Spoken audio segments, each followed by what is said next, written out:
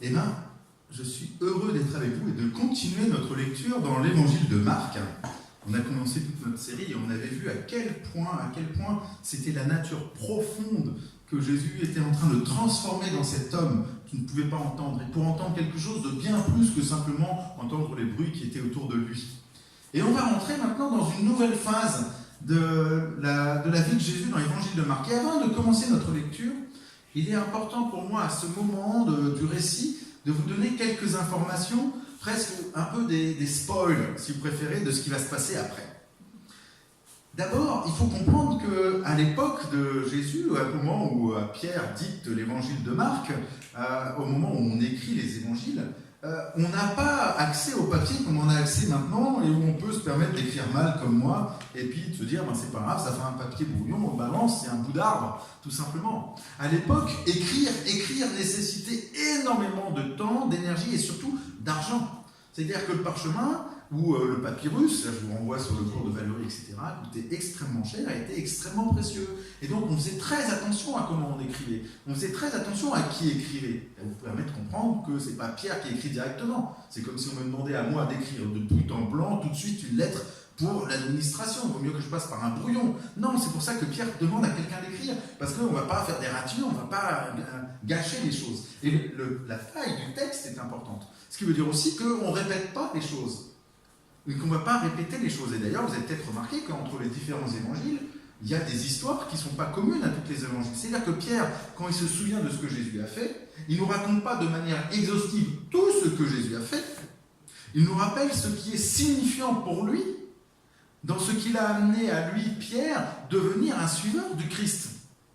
Il y a des histoires que Pierre ne se souvient pas, qu'on n'a pas dans Marc, qu'on va trouver dans Luc, qu'on va trouver dans Matthieu, qu'on va trouver dans Jean. Parce que ce qui est signifiant pour Pierre, c'est ce qu'il nous transmet. Et voilà que maintenant on va arriver dans une période, dans tout un passage, plusieurs passages, qui sont des redites. Tout à coup, on va se retrouver avec des histoires qu'on a déjà entendues. Je dois vous avouer qu'en préparant cette prédication, j'ai commencé en me disant, mais mince, je l'ai déjà faite celle-là.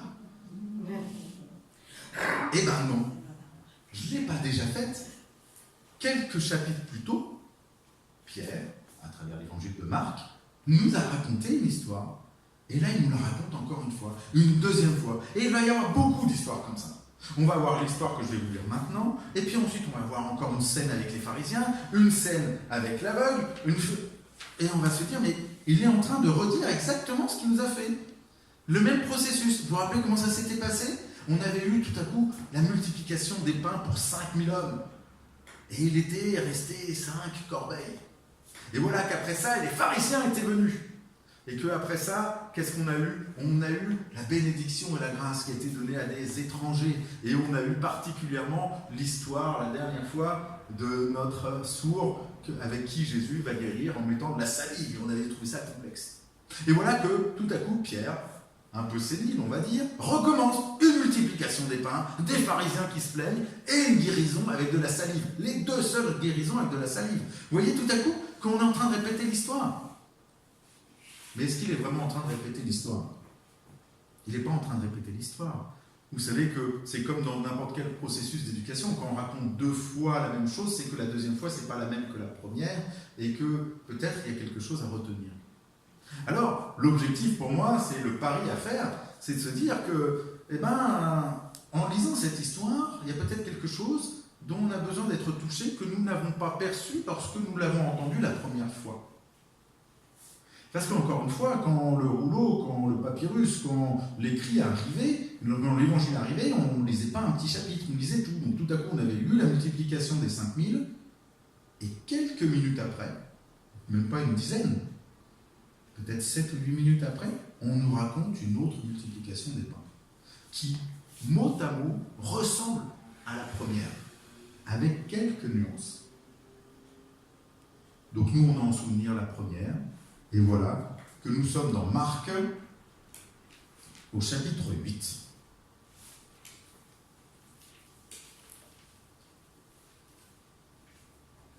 Et vous vous rappelez que Jésus est toujours à l'étranger. En ce jour-là, comme il y avait encore une grande foule, il n'y avait rien à manger. il appela ses disciples et leur dit : « Je suis ému par cette foule. Voilà déjà 3 jours qu'ils restent auprès de moi et qu'ils n'ont rien à manger. Si je les renvoie chez eux à jeun, ils vont défaillir en chemin, car quelques-uns d'entre eux sont venus de loin. » Ses disciples lui répondirent : « Où pourrait-on trouver du pain pour les rassasier ici, dans un lieu désert ?» Il leur demanda : « Combien de pain avez-vous ? » 7, dirent-ils. Alors, il enjoint la foule à s'installer par terre.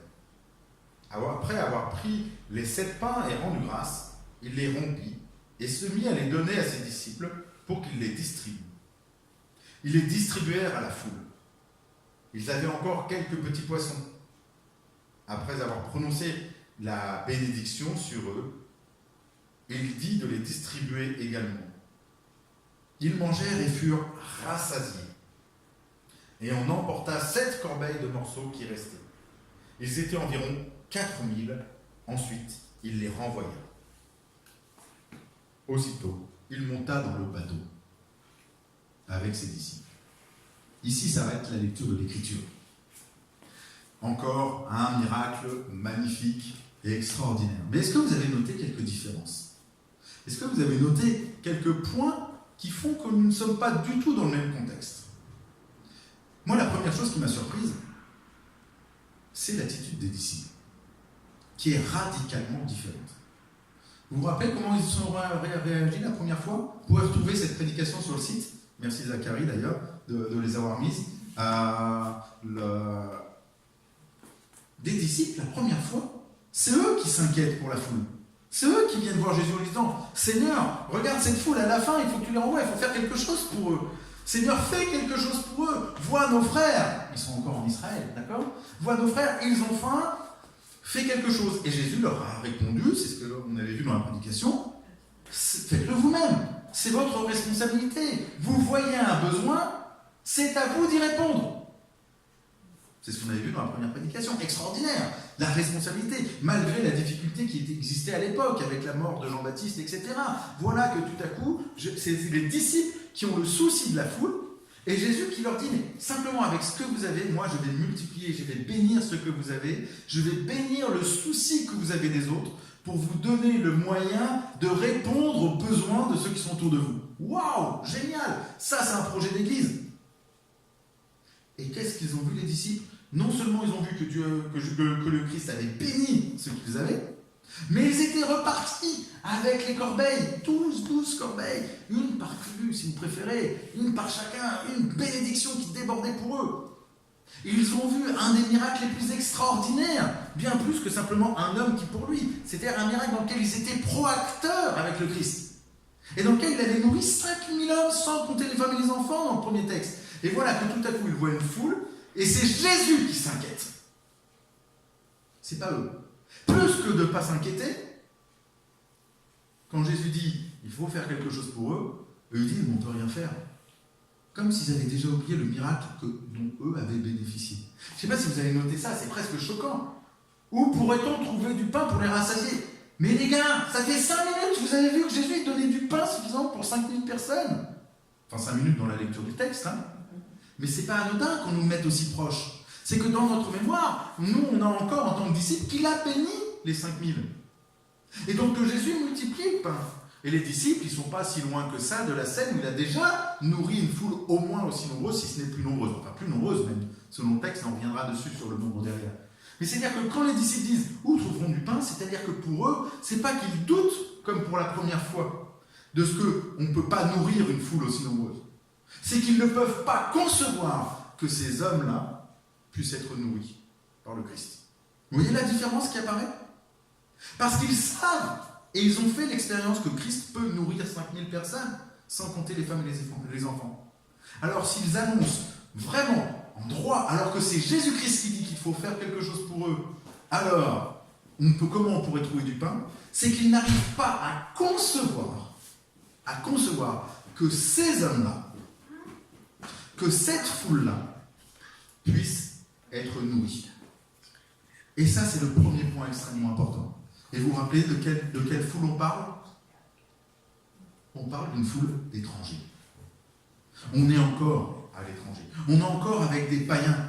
On est encore avec des hommes et des femmes que pour les disciples, ce ne sont pas des vrais.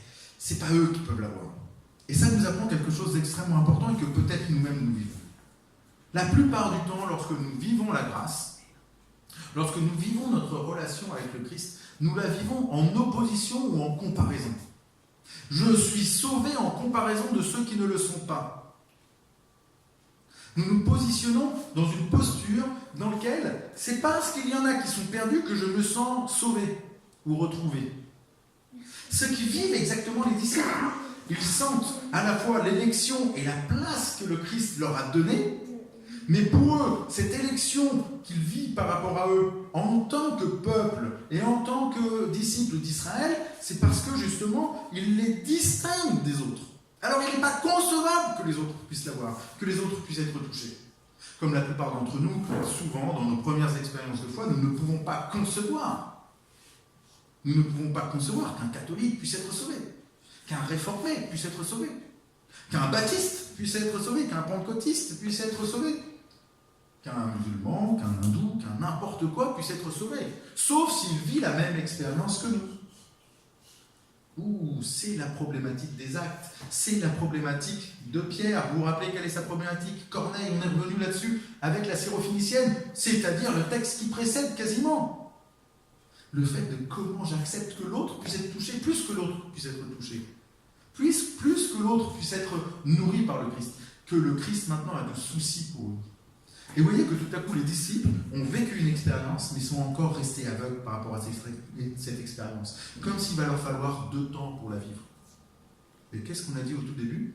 Nous sommes dans une période où on est en train de rappeler les histoires 2 fois, en 2 temps, comme une détente, comme vos guérisons et ce qui s'est passé en vous, ce que vous avez vécu avec le Christ n'est pas une finitude, c'est pas là où vous êtes parvenu, vous êtes encore dans la situation qu'on verra la prochaine fois de l'aveugle qui ne voit pas complètement, même si on a déjà vécu quelque chose. Et ça, c'est la première chose qui saute au regard, ou plutôt les 2 premières choses. La première, Jésus-Christ s'inquiète pour cette foule, et la deuxième qui est liée, les disciples ne peuvent pas concevoir que Christ s'inquiète pour cette foule.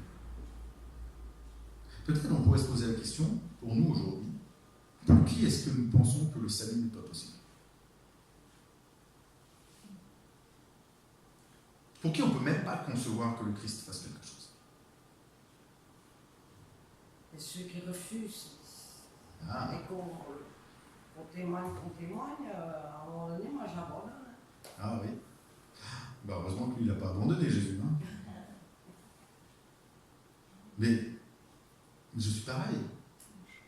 Très vite, je dis, c'est celui qui accepte pas, qui vit la même expérience que moi, qui a une expérience charismatique, une expérience de compréhension. Vous me connaissez maintenant, j'aime bien partir dans les écrans, dans la grande sphère. Alors, est-ce que quelqu'un qui n'a pas la capacité de comprendre des mots compliqués est capable d'être sauvé? Est-ce que le voisin, est-ce que quelqu'un de simple, ou quelqu'un de trop intelligent? Est-ce que l'étranger peut? Parce que là, il est question d'étranger. Qui peut être sauvé? Comment je me positionne? À l'heure actuelle, on a beaucoup d'églises, beaucoup de frères dans l'église, je ne vais pas dire d'église parce que ça serait un jugement, on va dire certains, nous en connaissons que quelques-uns, vous ne voyez pas, qui mettent comme combat spirituel le combat contre l'islam. Vous avez déjà entendu ça? Moi, je regarde les Écritures, je n'ai jamais vu Jésus-Christ voir comme un combat spirituel, le combat contre l'Empire romain, ou contre la pensée socratique, ou contre les autres religions que celle dans laquelle il était. Je ne suis pas en train de dire que l'islam est quelque chose de bon. Je dis que Jésus-Christ ne vient pas toucher les gens en opposant les choses. Il vient se révéler.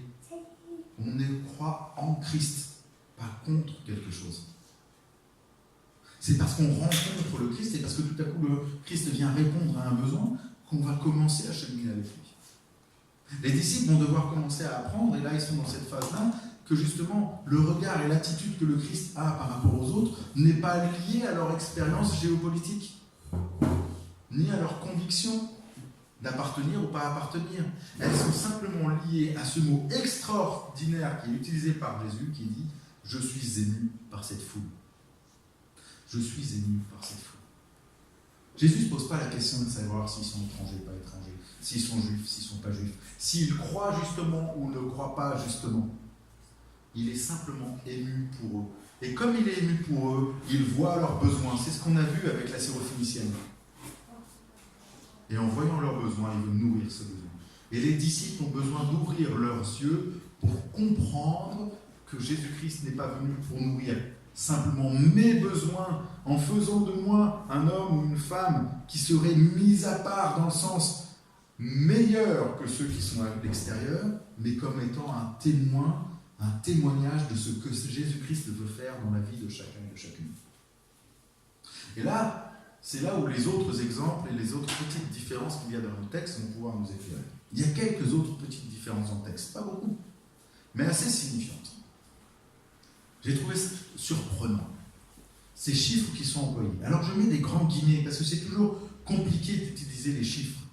Parce que des fois, ça peut être symbolique, particulièrement quand on est dans des livres comme l'Apocalypse, ou quand on est dans les livres comme Daniel, quand on est dans des récits qui les portent, mais quand on est dans du récit narratif, c'est compliqué de comprendre les chiffres. Mais tout à coup, on a deux récits de miracles qui sont extrêmement semblables et dans lesquels il y a une foule nombreuse, et on nous donne des chiffres très précis, différents. Une foule nombreuse aurait suffi pour tout ce que je vous dis, et pour ce qu'on a vu la dernière fois sur la première multiplication. Une foule très nombreuse aurait suffi.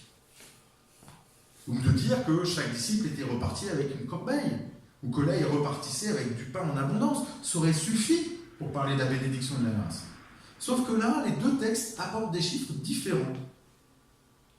Pourquoi est-ce qu'ils l'apportent ? J'aimerais vous proposer une piste. Encore une fois, la proposition que je vais vous faire, ce n'est pas la parole, ce n'est pas l'écriture, c'est comment moi je le comprends et comment moi ça m'éclaire. Dans le premier miracle, les deux chiffres qui sont employés sont 5 et 12. Dans le deuxième miracle, les deux chiffres qui sont employés sont 4 et 7. Puisque 5000 ou 4000, c'est une déclinaison de 5 et 12. Et simplement, en le disant comme ça, peut-être que vous avez commencé à percuter que nous ne sommes pas sur des chiffres qui sont pris au hasard. Nous sommes sur des chiffres qui sont hautement symboliques et représentatifs pour le peuple d'Israël et dans l'Ancien Testament particulièrement. 5 et 12. 5 représente et rappelle les 5 premiers livres de la loi, de la Torah, ou le Pentateuque, selon comment vous l'appelez. Genèse, Exode, Lévitique, Nombre et Deutéronome. 5, ce sont les 5 livres de la loi. La loi, ce sont ces 5 livres. C'est le fondement de l'identité du peuple d'Israël avec Dieu. Il y a tous les autres livres de l'Ancien Testament qui sont importants. Les prophètes, petits, grands prophètes, historiques, mais les 5 livres, les 5, cette Torah, c'est le fondement de la loi, le fondement de la relation. C'est le chiffre que l'on voit. Si on doit parler symboliquement de la loi et de la relation à Dieu pour le peuple d'Israël dans l'Ancien Testament, c'est le chiffre 5 qui le représente. Si ce n'était que ça, je ne pourrais pas aller plus loin, d'accord ? Et je n'irai pas plus loin. Sauf que l'autre chiffre qui lui est associé, c'est 12 dans le premier texte. Et 12, ça percute aussi dans vos esprits. Peut-être même plus que 5. Parce que 12, on pense aux 12 tribus d'Israël. On pense aux 12 disciples. On pense tout de suite, 12, c'est un chiffre qui est extrêmement présent. 12, c'est vraiment le chiffre du peuple, le chiffre du peuple d'Israël qui est là. Si vous reprenez l'Ancien Testament, vous verrez qu'à chaque fois qu'on nous parle des 12 tribus d'Israël, c'est jamais les mêmes. Parce que des fois, on a les demi-tribus de Manassé, où on les croise. Mais de toute façon, on obtient toujours 12, parce que c'est ce qui représente la relation du peuple avec Dieu. Et donc, on a dans un premier miracle qui a pour destination presque l'accomplissement, ou comme public, le public qui est vraiment le public de l'Ancien Testament, qui voit en Jésus-Christ celui qui vient apporter un miracle, qui vient les nourrir et qui vient pleinement accomplir et nourrir qui ils sont. Et regardez le deuxième, et qui lui ne s'adresse pas à des juifs. Il va utiliser deux autres chiffres, le 4 et le 7. Et vous vous rappelez ce que c'est que le 4 ? Le 4, c'est le chiffre du monde. de l'humanité, de l'ensemble du monde créé. Le nord, le sud, l'est, l'ouest, les 4 pôles cardinaux, c'est l'ensemble de la création. Le monde créé, 4. Jésus est chez les païens et va faire un miracle, non plus destiné à ceux qui sont sous la loi, le 5, mais pour ceux qui maintenant sont de toute l'humanité, le 4. Et dans leur multitude, puisque 4000. Ça commence à devenir énorme. Vous voyez, s'il n'y avait qu'un seul chiffre, je ne me permettrais pas de le faire, ce rapprochement. Mais il n'y a que ce 5, ce 12, ce 4 et ce 7. Ça commence à faire fort. Et donc là, cette fois-ci, le miracle, il n'est pas destiné à ceux qui pourraient être, entre guillemets, les purs, les parfaits, ceux qui ont été mis à part depuis le début, ou quoi que ce soit, qui sont un meilleur peuple que les autres. Ça, c'était dans la loi. C'est destiné à tous. C'est ce que Christ est en train d'annoncer à ses disciples. C'est pas que pour vous, l'annonce qui a été faite de l'Évangile. Et c'est pas juste pour ces païens parce qu'ils ont faim. Ils symbolisent véritablement que mon œuvre et ce que je fais, tel que ça a été annoncé à Abraham, c'est pour toutes les nations. Toutes les nations sont incluses dans ce miracle. Pas juste 4000, toutes les nations. Et pour en tirer quoi comme bénédiction? Et là, 7, c'est énorme. Parce que 7, là, ça résonne. Les grands fans de l'Apocalypse font « Waouh, 7 !» Le chiffre clé de l'Apocalypse. Le chiffre de la plénitude de Dieu. Le chiffre de la plénitude de la grâce. Le chiffre de la plénitude de l'action même de Dieu.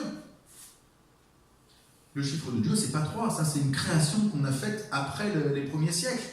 Le chiffre 3 n'est pas symbolique dans l'Ancien Testament comme dans le Nouveau Testament. Ce qui représente Dieu, c'est ou le 1 dans son unicité, mais très rarement, mais c'est essentiellement le 7, la plénitude entière. Le premier miracle destiné à travers la loi au peuple, le peuple d'Israël, à ceux qui sont héritiers. Le deuxième miracle s'adresse à toutes les nations et a pour fruit la bénédiction dans la plénitude. Waouh! Voilà ce que les disciples doivent apprendre. Ils doivent apprendre à passer de « j'ai un besoin et je suis nourri parce que je suis un peuple dans une histoire » à ce que je suis maintenant porteur de cette bénédiction et de cette grâce pour la plénitude, pour les nations et dans une plénitude de la grâce. Vous voyez ce passage qui est en train d'être éduqué? Et c'est quand vous réfléchissez bien, et quand moi je réfléchis, quand je relis l'histoire de Pierre jusqu'à la fin et dans les actes, c'est exactement ce que Pierre a dû expérimenter. Passer d'une grâce qui était pour lui à une grâce qui l'incluait, qui redonnait sens à sa place dans son peuple, dans son identité juive, jusqu'à ce que tout à coup il prenne conscience qu'en réalité, c'était pas ça qui était central, mais c'est que ça devienne une lumière pour toutes les nations, porteuse de plénitude. Mais dans cet ordre-là, il n'est pas amené tout de suite dans la plénitude. Et donc vous entendez que dans ce que je dis, ce n'est pas du tout un universalisme, c'est une progression. C'est un cheminement dans lequel les disciples sont en train de rentrer à travers ces miracles et cette rencontre avec le Christ, dans lequel je fais l'expérience du Christ. Ce Christ m'ancre dans une identité particulière, comme nous on peut l'avoir en tant qu'Église, et on a besoin de cette identité d'Église. Mais notre identité d'Église, c'est encore la première multiplication. Jusqu'à ce que nous prenions pleinement la conscience que le Christ nous appelle non plus à être simplement porteurs de cette bénédiction, mais de pouvoir, avec lui, répondre aux besoins que lui veut nourrir pour toutes les nations. Et là sera la plénitude de la grâce. Moi, je trouve ça extraordinaire. Ça m'ouvre des champs incroyables de compréhension de notre place, de nous, de notre église locale, ici à Nus, ou de n'importe quel autre endroit. Comment notre église est tournée? Trop souvent, nos églises, elles sont tournées autour d'elles-mêmes, autour de leur propre fonctionnement. Et même quand on fait de l'évangélisation, entre guillemets, c'est pour ramener des gens chez nous. C'est-à-dire pour rester dans le premier miracle, dans le 5 et dans le 12, ce qui est très bien. Mais tout à coup prendre conscience que ce qui doit être au cœur de notre préoccupation, maintenant que nous sommes déjà touchés, déjà au bénéfice de la grâce, ce n'est plus comment nous allons nous nourrir, mais d'être sensibles aux besoins que Christ voit chez les autres. Et bien ça doit être une orientation pour aussi notre Église. De ne plus être une Église ecclésiocentrée, mais un Christocentré, non pas dans l'Église, mais dans ce monde, qui voit le besoin de ce monde. Là où moi, des fois, je ne le vois pas. Alors j'aimerais nous encourager à différents niveaux, chacun d'entre nous. D'abord individuellement. Comme les disciples et comme Pierre, si cette histoire elle est racontée, c'est parce que moi je connais la fin de l'histoire. Et je sais qu'à la fin de l'histoire, Pierre est porteur de cette nouvelle extraordinaire que la grâce et le salut est pour toutes les nations. Pas simplement pour les circoncis, mais pour tous. Donc je connais la fin de l'histoire. Et c'est important, sinon c'est la culpabilité qui nous guette. Et c'est pas la culpabilité qu'il faut. Mais comprendre qu'on a peut-être besoin, chacun d'entre nous, là où on en est, de passer à une nouvelle étape de compréhension de notre manière de vivre la grâce. Si on n'a encore jamais vécu la grâce, simplement de vivre la bénédiction d'un pain et d'une multiplication, c'est génial. Mais si on l'a déjà vécu, de pouvoir prendre conscience que tout à coup, cette grâce, elle ne nous est pas que destinée. Elle nous est destinée à toutes les nations autour de nous. Même ceux que nous ne pouvons pas imaginer être touchés par elle. Moi, je dois avouer que des fois, je me demande si ce n'est pas le monde évangélique qui serait le moins touchable. Et je demande pardon parce que des fois, peut-être mes propos sont un peu durs, parce que c'est ma propre identité. Et maintenant, même ce monde, même notre monde évangélique peut être touché par la grâce. Mais chacun d'entre nous, on a un monde, peut-être, que nous ne pouvons même pas concevoir être touchés. Puis, c'est aussi une réflexion à avoir en Église. Comment est-ce que notre Église va devenir maintenant porteuse, témoin, non pas d'une grâce qui est tournée vers elle-même, mais d'une grâce qui est tournée vers les autres. Non pas d'une grâce qui vient la nourrir elle-même, même si ça m'intéresserait, ça pourrait nous paraître plus sympa que ça nous nourrisse nous, mais c'est pas ça le but de l'Église. C'est que cette Église nourrisse ce monde. Alors voilà ce que je voulais partager avec vous.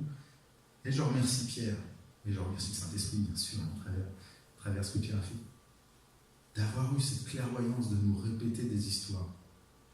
Je ne sais pas encore ce que la suite nous propose, mais c'est du même acabit. Rendez-vous la semaine prochaine. Que le Seigneur vous bénisse.